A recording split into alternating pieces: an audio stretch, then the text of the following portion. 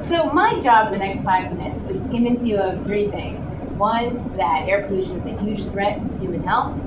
Two, that there's a ton of unharnessed data that can be used in the fight against it. And three, that you can do something about it, because you, my friends, are some badass science wizards.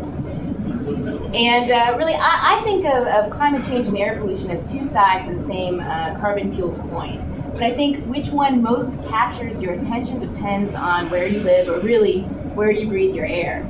Take India, for example. Indians are Googling air pollution 2 times more than they are climate change right now. And that's no surprise looking at air quality data in recent weeks, which predictably is degrading right now. And compare that with the US, where it's the opposite trend, and where air quality is 5 times cleaner on an annual average value.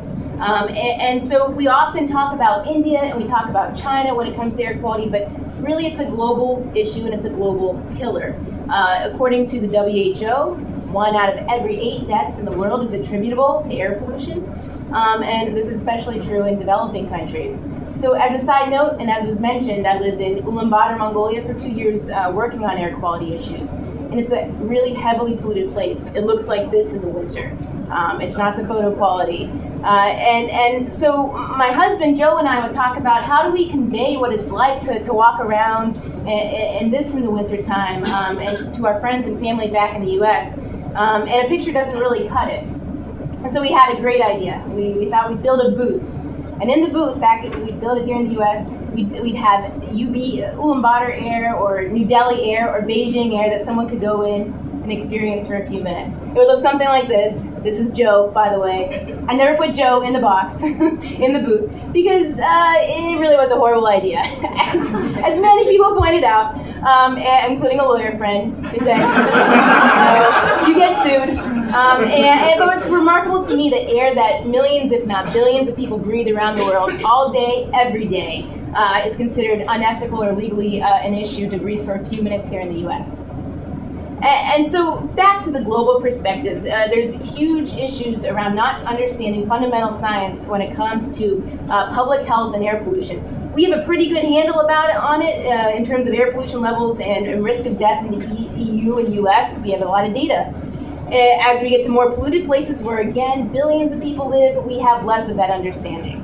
And in large part, this comes down to data access and having the ability to conduct studies based on fairly simple air quality data in the first place. But the truth of the matter is there's thousands of official sources out there across the world that, to the tune of about 1 million points per day, streaming from various places that are on the web.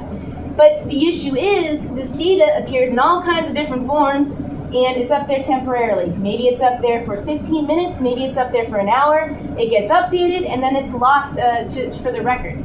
And that's an issue. And meanwhile, you've got all these different groups who, if they had access to this information in a standard form and in a reasonable time frame, could do amazing things with it. And so with OpenAQ, we felt the answer to this is open access. And so OpenAQ is filling the gap between all that data the tremendous amount of data that's put out there and all the people that would love to use it to advance the public good. And we're really just getting started. So we've been around for 4 months. And in that time, we've accumulated 2 million data points, which we're really proud of. But there's 1 million points per day out there, so we have a lot of work to do. And all of this data is available openly via an API for anyone in the world with an internet connection to use. And even though we're just getting started already, the OpenAQ community is enabling previously impossible data access and visualizations. And I feel like that's transformative, and I would call it magical. And so we're really, again, just getting started. We're looking to really let people know about the platform's existence, to get more sources, to build on top of it, to get as many people engaged as possible.